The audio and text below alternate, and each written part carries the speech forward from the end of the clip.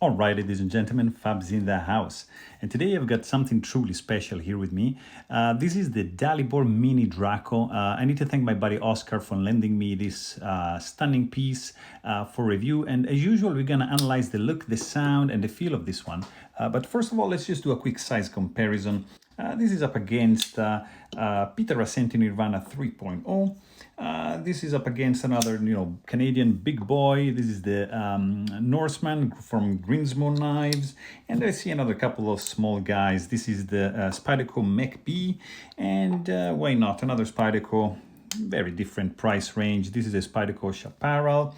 And let's do another couple, quick options right over here. This is the Chris Reeve Mnandi, so quite comparable in size, and just, why not?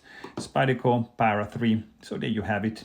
As you can see, this is not a huge knife. Actually, it's pretty small. But let's check it out because this is a special one. This is it's a bolster lock, all right? It's an integral knife. It's, there's lots of things going on in this one. It's, the lines are unique. The closed size is 3.9 inches. When open, this guy is 6.2 inches long. The scales are made out of a beautiful Daltanium, which is made in own in-house. This pattern is just gorgeous. On the back you have the same going on. You see the bolster lock right here. Overall this is just a stunner, guys. Look at this. This is looking good. It's not a design for everyone. This is going to be really expensive, and it's one-off. You don't you're not going to be able to find this one easily. There's no skeletonization on the inside. In fact, this is gonna reveal in the weight, which is like 5.7 ounces. So, not a lightweight. And this is a solid chunk of titanium, which has been flamed. And, these are beautifully inlaid, scales, like very, very cool. Overall, there's no chamfering going on this one. But it's not going to be like extremely sharp anywhere. I would say, a little bit around this area, just a little bit, but nothing like too crazy. There's, of course, this is an integral. There's no backspacer, no standoffs. There's no lanyard hole. There's no lock face insert over here.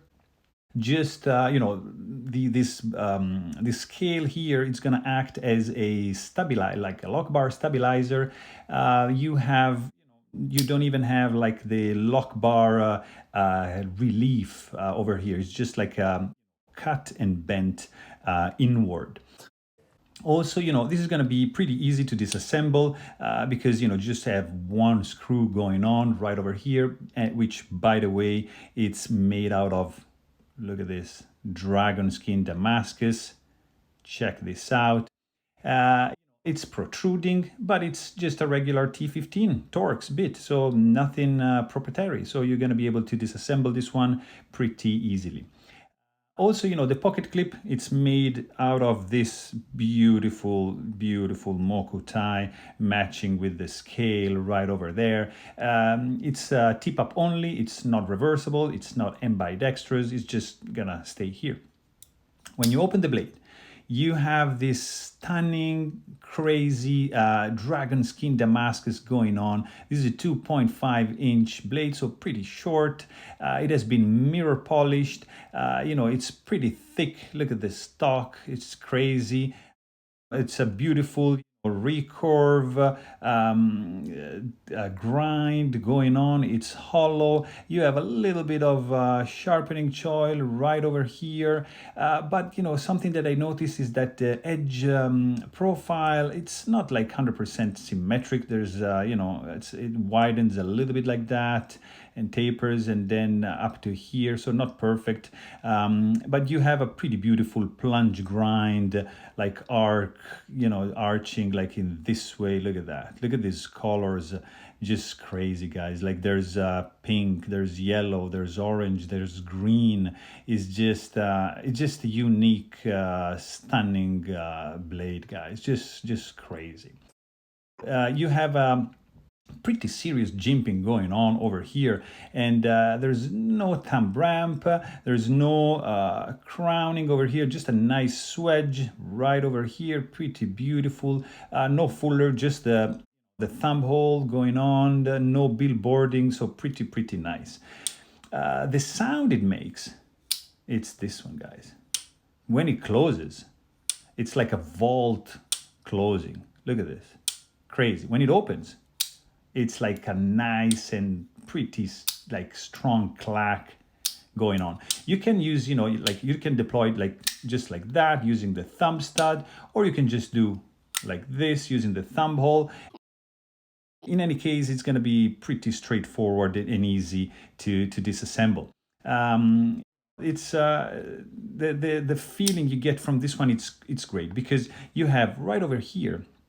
I don't know if you can see, this is nicely polished and chamfered a little bit. So this is going to be quite comfortable as a finger choil. You just keep it like that, and it's going to be great, for you to choke up.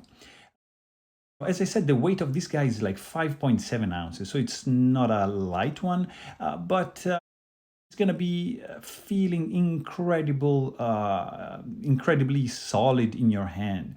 It's going to give you like a nice, strong, reliable, and pretty sturdy feel if you choke it up like that. It's going to be just great. It's little, it's small, it's dense, guys. This is some serious business going on. It's, as I said, it's not a design for everyone, but yeah, it's just truly a looker, I think.